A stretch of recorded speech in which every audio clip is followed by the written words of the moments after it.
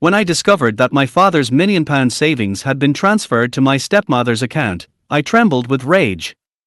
Tobias held me back. "Elena, calm down. She's his lawful spouse, we might lose this." I shrugged off his hand. "Lawful? So we just stand by and watch her empty my father's savings? Is this what you men call reason, making us women endure outright theft?"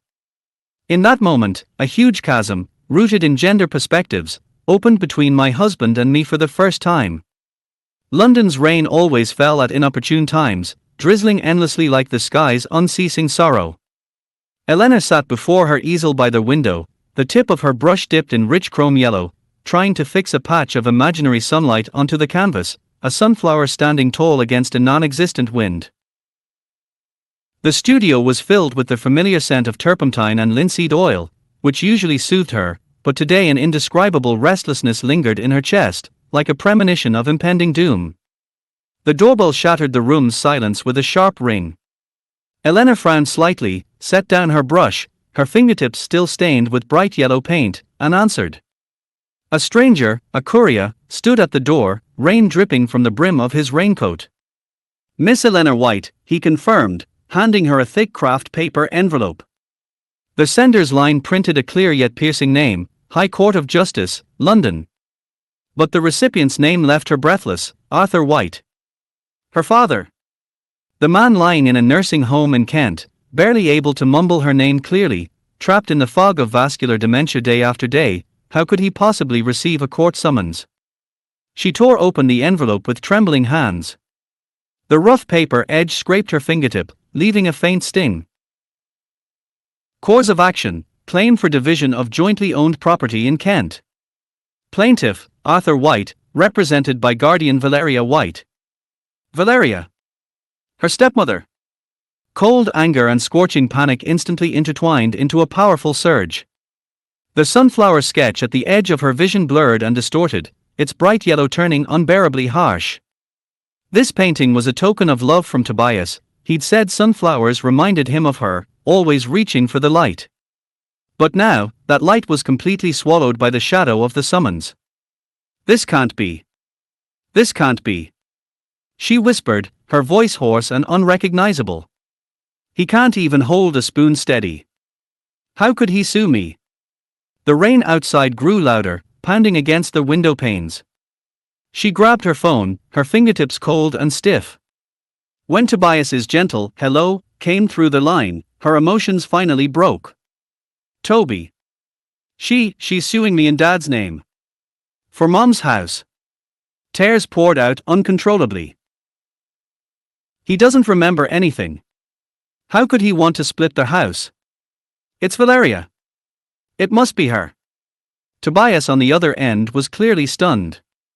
After a few seconds of silence, he tried to keep his voice steady. "Elena, calm down. Don't panic. Tomorrow I'll go with you to the nursing home, we'll ask him in person, okay? Maybe there's a misunderstanding." After hanging up, a cold sense of emptiness seized her.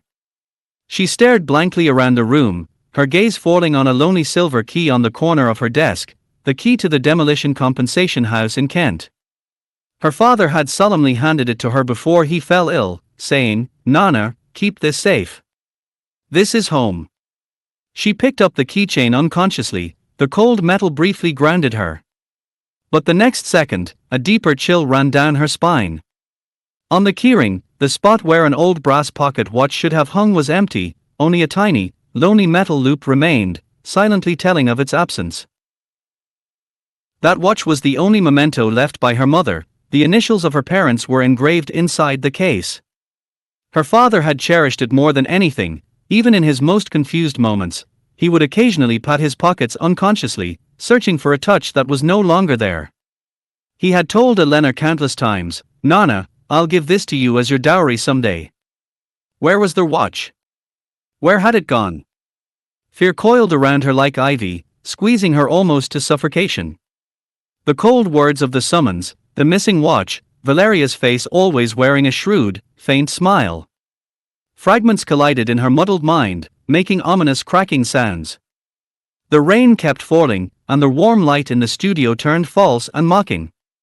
The unfinished sunflower, bathed in dim light, lost all its vitality, like a yellow mark abandoned in a barren field, waiting to wither. The vintage red brick building of the Kent nursing home felt unusually oppressive in the damp post-rain air. Elena and Tobias walked down the corridor, lined with fake oil paintings and filled with a mix of disinfectant and cheap air freshener. Every step felt like treading on cotton. Arthur's room was at the end of the hall. When they pushed the door open, a stronger smell, of illness and old age, hit them. The light was dim, most of the heavy velvet curtains were drawn. Her father, Arthur, sat in a wheelchair by the window, covered with a grey blanket. His head tilted to one side, his eyes staring vacantly at an empty spot in the air, his grey hair messy. The old architectural drawings he had once cherished like his life lay scattered on the bedside table, dusted with a fine layer of grime. "Dad."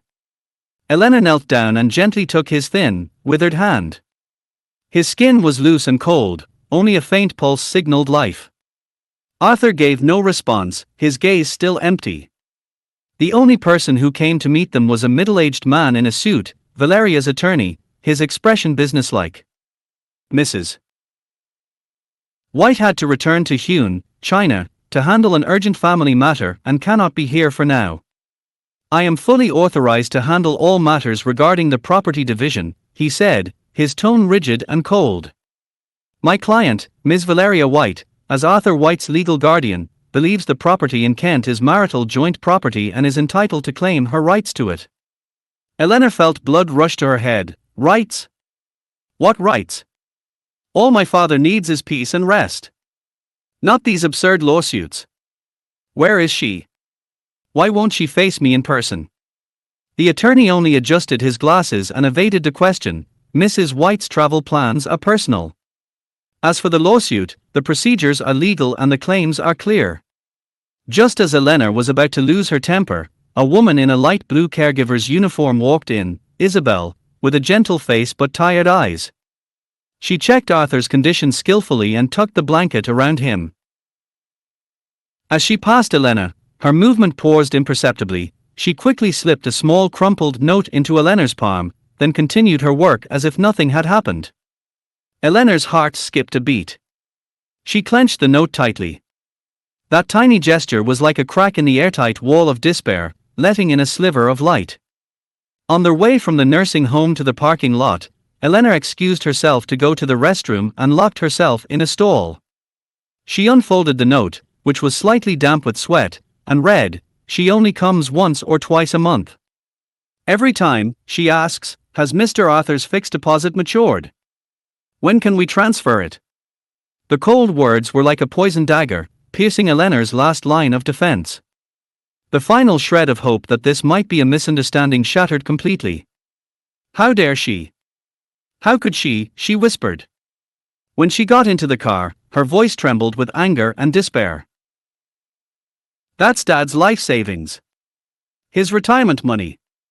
Tobias held her cold hand tightly. "Elena, guesses and a note aren't enough. We need evidence, solid evidence. Let's go to the bank and get Uncle Arthur's account statements. Everything will become clear." Obtaining the bank statements wasn't easy, it required tedious procedures and waiting. But when the solemn-looking bank manager finally placed several sheets of paper covered with dense transaction records in front of them, all the waiting felt either worth it or even more cruel. The black and white words were unmistakable. From May to July 2023, 3 cash withdrawals totaling £1.1 million were made from Arthur White's account. Soon after the huge sum was withdrawn, it was deposited in installments into an account at a bank in Changsha, Huon, China. The air seemed to freeze. Elena stared at those lines, feeling the blood in her veins turn to ice. A buzzing filled her ears, and the bank manager's subsequent explanations faded into the distance. "Valeria." She murmured the name, her voice filled with unimaginable pain and cold hatred. "She really stole everything from Dad." Tobias's face was also grim. He put his arm around Eleanor's trembling shoulders. "Calm down, Ellie. This is irrefutable proof. But she's your father's lawful spouse and guardian. Legally, she might find an excuse for moving the funds. We need more, We need to know why she's so brazen, and who else might help us. A name emerged from the depths of her memory: Samuel Davis, a retired structural engineer who had been her father Arthur's colleague and best friend for 30 years. Mr. Samuel lived in an old apartment in the suburbs of London. When he opened the door and saw Elena, her eyes red and swollen, her expression frantic, and Tobias beside her, surprise crossed his wrinkled face. "Elena? It's been so long. Please, come in. And this is Uncle Samuel, this is my boyfriend Tobias," Elena replied, her voice still hoarse. "We came to ask you about my father." At the mention of Arthur's name, Samuel's eyes dimmed. Arthur. I never thought things would turn out like this. Last time I saw him, he was talking about going on a trip to the Scottish Highlands once he got the demolition money. His illness will cost a lot. I heard there was a substantial demolition compensation. He seemed to know something, but his attitude was cautious, even distant. Eleanor's heart sank. Just as disappointment was about to overwhelm her, her eyes accidentally fell on a yellowed sketch hanging on the living room wall of Samuel's house. It was an early structural draft of London's old railway station, with her father's familiar, bold initials, AW, in the corner. A wave of bitterness surged into her nose. "Uncle Samuel, do you remember? You and Dad stayed up for over a dozen nights to draw this. Dad said you went to every archive in London just to verify one piece of data. He said you were his most trusted friend." Samuel followed her gaze and froze. Moisture gradually welled up in the old man's cloudy eyes. He fell silent for a long time, then took a deep breath as if making a decision. "Yes. His most trusted friend. Your father Arthur once told me over a beer that the demolition money was meant for your dowry, and also as a last safety net for himself, in case he got old and sick and became a burden to you. Not long after Valeria married your father, she started dropping hints, asking me how much Arthur had saved from all his projects. I thought then that this woman had ulterior motives." Pieces of the truth came together, outlining a clear picture of greed and betrayal. When Elena left Samuel's house, she clutched the memories of her father's words and Valeria's early scheming in her hand. They felt like cold stones, weighing heavily on her heart, yet also giving her a strange, cold resolve. After the breakdown came a deathly calm, followed by an unprecedented determination. Late at night, she sat on the floor of her studio, surrounded by bank statements, Samuel's testimony, Isabel's note, and the cold summons. Her tears had dried up, in their place was a burning resolve. She picked up her phone and called Tobias, her voice calm but firm. "Toby, help me contact your father. I need the best family law solicitor. I have to win this fight." Eleanor's world seemed to be hit by a fast-forward button, yet at some point, it froze into a long, agonizing wait. Through Tobias's father's introduction, she met an experienced family law solicitor. After carefully reviewing all the evidence she had collected, the solicitor's expression turned grave. "The situation is indeed very unfavorable, Miss White. As the designated sole guardian, Ms. Valeria legally has broad authority to handle your father's assets, including making payments for his medical care and living expenses. She could easily argue that the huge sum was intended to secure more advanced overseas treatment for your father, even if she can't provide a specific plan right now. And as his spouse, she does have the right to claim a share of the property." The cold legal jargon poured cold water on the hope Elena had just kindled. "Is there really nothing we can do? She's clearly stealing. There is a way, but it will be difficult.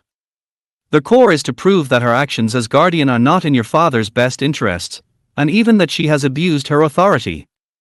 We can apply to the court to revoke her sole guardianship and replace it with joint guardianship, or even sole guardianship for you. But this requires much stronger evidence to prove she is unfit to be a guardian. The evidence we have now is strong, but it may not be fatal enough. Courts are extremely cautious when revoking guardianship."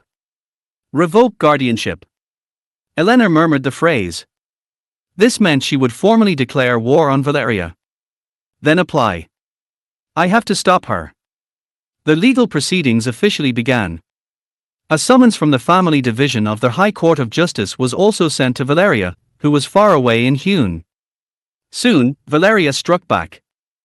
Through her solicitor, she submitted a thick stack of evidence, including receipts for Arthur's high nursing home fees, screenshots of emails claiming to be consultations with foreign experts, and a sentimental statement depicting herself as a devoted wife who had cared tirelessly for her sick husband, only to be misunderstood and harassed by her stepdaughter. She tried to paint herself as a victim. The atmosphere at the first court hearing was cold enough to freeze the air. The wooden bench of the tribunal glowed with a cold, hard sheen. Outside the large French windows, London's typical overcast sky loomed. Valeria still did not appear in person, only her solicitor spoke eloquently, portraying Elena as an unfilial daughter trying to seize her father's property and push out her stepmother. Elena sat in the plaintiff's seat, her fingers tightly clutching the hem of her clothes, her nails digging into her palms. As she listened to those inverted lies, a heavy stone seemed to block her chest, making it hard to breathe. She looked at Judge Marcus, the middle-aged man with grey hair and a solemn expression, who listened carefully to both sides, occasionally asking questions, his eyes sharp and calm. When Valeria's solicitor once again emphasized that the money had been withdrawn for potential major medical treatment for Mr. Arthur, Judge Marcus finally looked up and interrupted him. "Counselor, the court has noticed that you have repeatedly mentioned that this large sum may be used for the ward's overseas treatment. Then, please present the specific, confirmed medical assessment report, the acceptance letter from the Swiss hospital, and the detailed treatment cost budget and schedule." The solicitor was caught off guard. He stammered for a moment before replying, "We are still in the initial consultation stage. The specific plan has not been finalized yet." Judge Marcus did not press further, he only made a few notes in the record with a faint expression. But that brief silence and the solicitor's embarrassment were like a small crack, letting Elena catch a glimpse of light. After the hearing, Elena felt overwhelming exhaustion. Tobias put his arm around her and walked out of the court. A cold drizzle fell on her face, but she could barely feel it. "Don't worry, Ellie." The judge clearly saw through their loophole. "And my father said Judge Marcus is known in the industry for focusing on facts and details, especially the actual situation of the ward." Actual situation. My father's actual situation. A few days later, Elena received a call from her solicitor, his tone unusual. "Miss White, Judge Marcus has requested to visit Arthur in person at the Kent nursing home." Judge Marcus's sudden visit filled the nursing home with an unusual tension. He was not wearing his judicial robe, only a dark casual outfit, but his imposing aura still lingered. The director and Isabel accompanied him.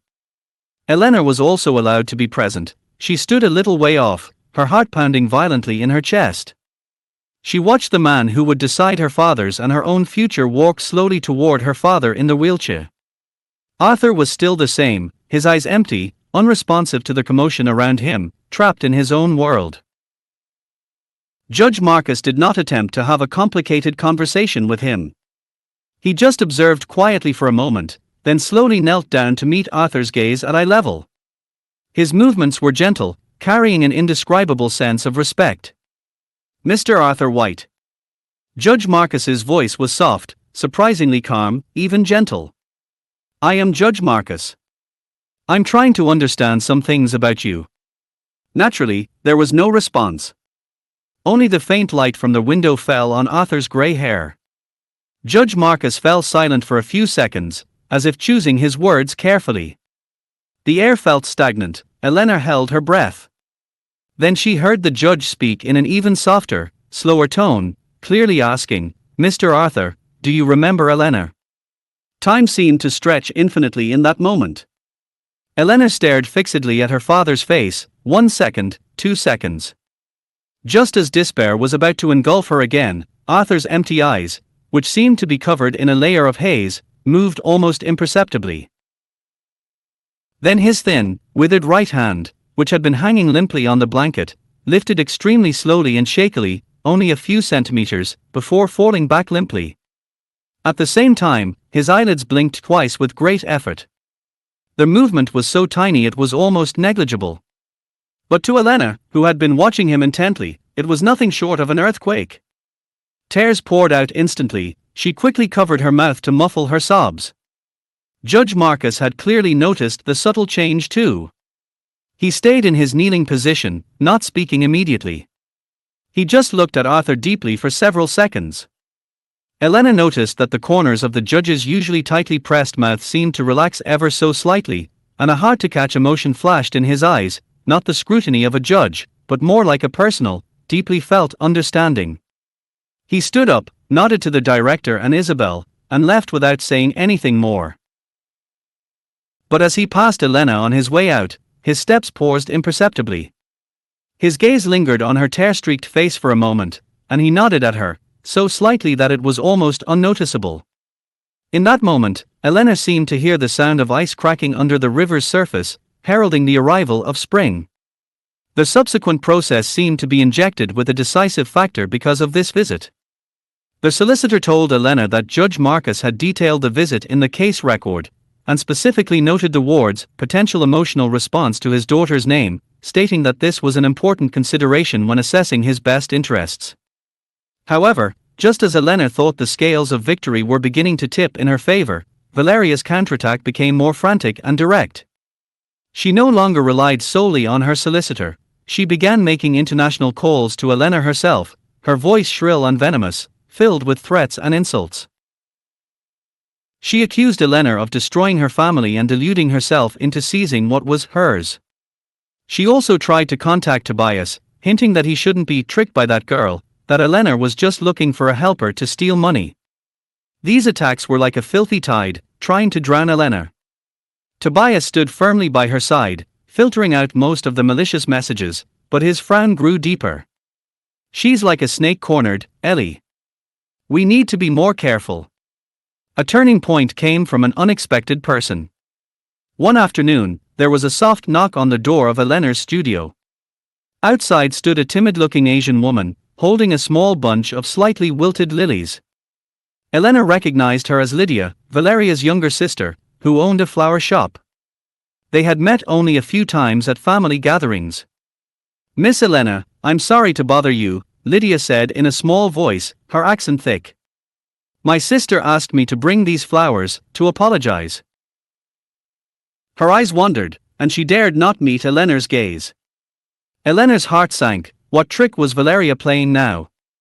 She frowned coldly. "I don't need them. Please take them back." But Lydia didn't leave. Instead, she grew more flustered. She glanced around quickly to make sure no one else was nearby, then lowered her voice and spoke in a rush. "My sister, she's been calling her niece in France a lot lately. She's sent money many times, huge amounts. You should check that account." After saying this, she seemed to have used up all her courage. She thrust the flowers into Elena's hands and ran away, her back hurried and panicked. Elena stood frozen in place. The lilies in her hand emitted an overly strong fragrance, almost sickening. But Lydia's words were like a bolt of lightning, cutting through the fog. France. Her niece. Another channel for transferring assets. She immediately shared this crucial information with her solicitor and Tobias. The investigation direction shifted quickly. At the same time, another piece of good news arrived. Isabel contacted Elena secretly, her voice filled with suppressed anger and excitement. "Miss Elena, I recorded something." It turned out that just a few days earlier, Valeria had actually returned from Hune and gone to the nursing home. At one point, Arthur had accidentally knocked over a water cup, soaking Valeria's skirt. She had instantly dropped her pretense, her expression twisted, and she roughly shoved Arthur's shoulder, growling at the defenseless patient, "You old fool! All you do is cause trouble. Why don't you just die already?" Isabel, who had been worried about Arthur and followed quietly behind, had secretly recorded the whole thing on her phone. The video was a little shaky, and the sound wasn't perfect, but Valeria's ferocious expression, her venomous words, and her rough shove were all plainly visible. "I was so angry I was shaking." Isabel sobbed over the phone. "I know recording was wrong, but I couldn't watch her treat Mr. Arthur like that anymore. I couldn't. Evidence. Fatal evidence. Elena held the phone, her whole body trembling, not from fear or despair, but from anger and the excitement of finally seeing hope. The final court showdown was as oppressive as the silence before a storm, suffocating. The solicitors on both sides exchanged sharp arguments, evidence was presented one by one. The bank statements pointed to the account in Huon. Mr. Samuel testified in court, recording Arthur's plans for the demolition money and Valeria's early inquiries. When the records provided by Lydia, showing Valeria's frequent large transfers to her daughter's account in France, were presented, the opposing solicitor's face turned grim. Finally, there was the video from Isabel. The court clerk played it on the spot. The footage was shaky, and the sound was not ideal, but Valeria's twisted face, her vicious curses, "Old fool, die soon," and her rough push were like red-hot blades, searing the eyes and ears of everyone present, and tearing off all her false masks completely. The opposing solicitor tried to question the video's legality and the motives behind its recording, but in the face of such clear malice, all defenses sounded feeble. Elena sat there, forcing herself to watch the screen. Every curse felt like a whip lashing her heart. She felt immense humiliation and sorrow for her father, but at the same time, a cold, firm strength grew within her. She no longer shed tears, her back was straight. Judge Marcus remained solemn throughout, watching with intense focus.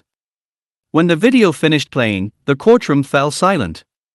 He sat quietly for a long time before speaking slowly, his voice deep and powerful. "The court has fully understood the situation." During the adjournment, in the cold court corridor, Elena came face to face with Valeria, who had rushed back to the UK, clearly not expecting the evidence to be so fatal. Valeria had completely lost her usual carefully maintained grace. Her eyes were bloodshot with anger and frustration. She glared at Elena as if she wanted to devour her alive. "You think you've won? You little bitch. Don't get too cocky. I won't let you off. If I can't have it, no one will." A few months earlier, such threats would have made Elena feel scared and retreat. But now, she only looked back at Valeria calmly, her gaze cold and firm, like tempered steel. She even took a small step forward, her voice soft but filled with unshakable resolve. "All I ever wanted was nothing for myself. I just want my father to spend his remaining years in peace. After the verdict, if you dare to touch my father again, or even take a single penny of his things, I will use every legal means to make sure you have nowhere to hide in the entire UK. I mean it." Valeria was stunned by her aura. She was left speechless, only able to glare hatefully at Eleanor's retreating back. On the day of the verdict, the sky cleared unexpectedly. Sunlight streamed through the court's tall glass windows, casting bright patches on the floor. Judge Marcus read out the long, meticulous judgment. "Valeria White's sole guardianship of Arthur White is hereby revoked. Guardianship shall be jointly held by Elena White and Valeria White. All matters involving the disposal of Arthur White's major assets and decisions on medical plans shall require the joint signature and consent of both parties to take effect. Valeria White's claim for the division of the Kent property is dismissed. This property was obtained by Arthur White through the replacement of his premarital assets and serves as an important emotional anchor for him and his daughter Elena. It is not an asset that needs to be disposed of during the marriage. Valeria White shall return the £1.1 million she transferred without authorization to a court-designated supervised account within 30 days of the verdict taking effect. Funds in this account shall be strictly used exclusively for Arthur White's elderly care, medical treatment, and daily living expenses, and shall be subject to court supervision." Elena listened quietly. Only when the judge read the last word did she take a slow, deep breath. The huge stone that had weighed on her chest for months seemed to shatter and dissipate instantly. She did not cheer, nor did she cry, only a great, almost exhausting calm enveloped her. She had won. At the very least, she had protected the most important thing for her father. The sunlight was beautiful. The days after the verdict were not without challenges. Valeria tried to appeal, but the higher court rejected her application. Finally, under the court's strong enforcement, she was forced to return most of the money. A portion had already been spent or transferred to France, and its recovery became a long process. She then sold the few belongings she had in the UK and left in disgrace to join her daughter in France. It was said that she had also completely fallen out with her sister Lydia, and they never spoke again. Lydia's flower shop was renovated and reopened. She removed the tacky decorations Valeria had forced her to hang and placed several pots of vibrant sunflowers at the door. Occasionally, in her free time, she would go to the Kent nursing home to help Isabel take care of Arthur, using clumsy but sincere gestures to silently make up for her past silence and the indirect harm she had caused. Mr. Samuel visited the nursing home almost every week. He brought those yellowed old architectural drawings, filled with the smell of ink, and sat beside Arthur, slowly reading the labels and data on them, recalling the years they had fought side by side, the proud memories of building part of London's skyline. Arthur remained silent most of the time, but whenever this happened, his restless fingers would gradually calm down, and his confused eyes would seem to focus a little, as if he had found a moment of his lost self in those familiar words and numbers. Tobias did something that surprised Elena. One warm evening, he accompanied her back from visiting her father at the nursing home. The setting sun gilded Eleanor's profile with a soft golden light. When they returned to the studio, Tobias suddenly took a small object wrapped in a soft cloth from his pocket and handed it to Elena. "What is this?" Elena asked, confused, as she took it. When she unwrapped the cloth, inside was the long-lost old brass pocket watch, its surface glowing with a warm patina. The faint scratches on the case were still there, as if carrying all the stories of time. Where did you find this?" Eleanor's voice caught in her throat. She stroked the cold metal case in disbelief. "In Valeria's old apartment. After she moved out, the cleaners found it, probably thought it was worthless and left it in a corner. I pulled a few strings to get it back," Tobias said softly. He looked at her tenderly. "Open it." Elena tremblingly pried open the watch case. The hands on the dial moved quietly, ticking softly but clearly. And inside the case, next to her mother's initials, there was a small, delicate diamond ring.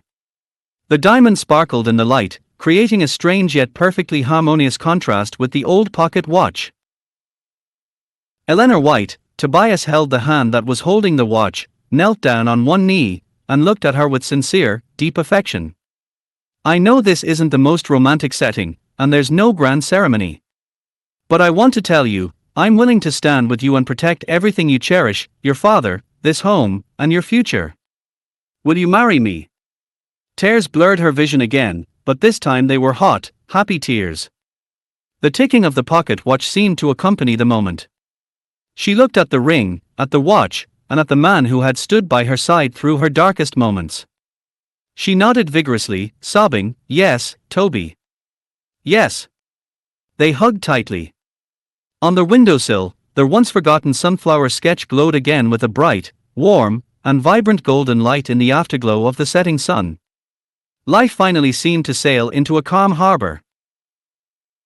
Although there was no miracle cure for her father's illness, and Valeria's shadow occasionally loomed, in the form of solicitors' letters about attempts to unfreeze overseas accounts, Judge Marcus had privately warned Elena and helped her quickly apply for a restraining order.